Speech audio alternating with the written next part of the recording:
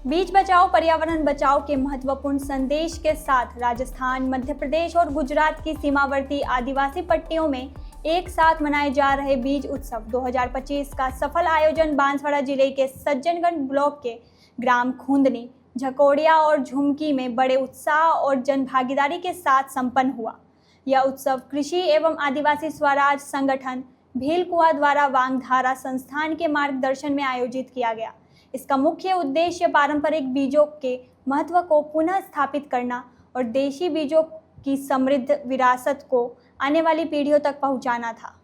कार्यक्रम का उद्घाटन पारंपरिक रीति रिवाजों और आदिवासी लोक संस्कृति के रंग में रंगा रहा, जिसमें बड़ी संख्या में महिला किसान, बीज संरक्षक, संगठन प्रतिनिधि और ग्रामीण समुदाय के सदस्य उपस्थित रहे। ब्लॉक सहजकर्ता सुनील मालविया ने बीज उत्सव की भूमिका पर प्रकाश डालते हुए बताया कि यह सिर्फ एक आयोजन नहीं बल्कि एक आंदोलन है जो किसानों को आत्मनिर्भरता, जैव विविधता और पारंपरिक खेती के मूल्यों की ओर अग्रसर करता है।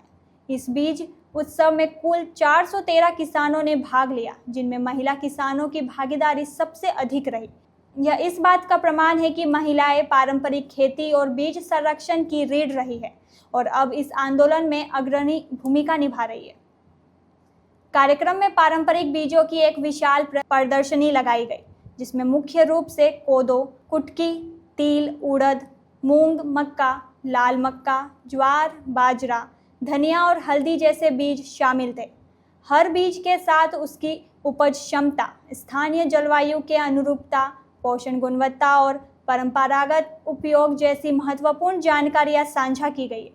इस प्रदर्शनी ने किसानों के लिए एक प्रेरणा का केंद्र बनकर उन्हें समझाया कि पारंपरिक बीज न केवल बेहतर उपज देते हैं बल्कि जलवायु संकट के समय अधिक सहनशील और टिकाऊ भी होते हैं। उत्सव का सबसे प्रभावशाली पहलू वह रहा जब महिला किसानों ने पारंपरिक गीत, कहानियां और अनुभव साझा किए, जिससे यह भाव जागा कि बीज केवल भोजन नहीं बल्कि जीवन का मूल्य स्रोत है। माटी की गंध में है जीवन का बीज।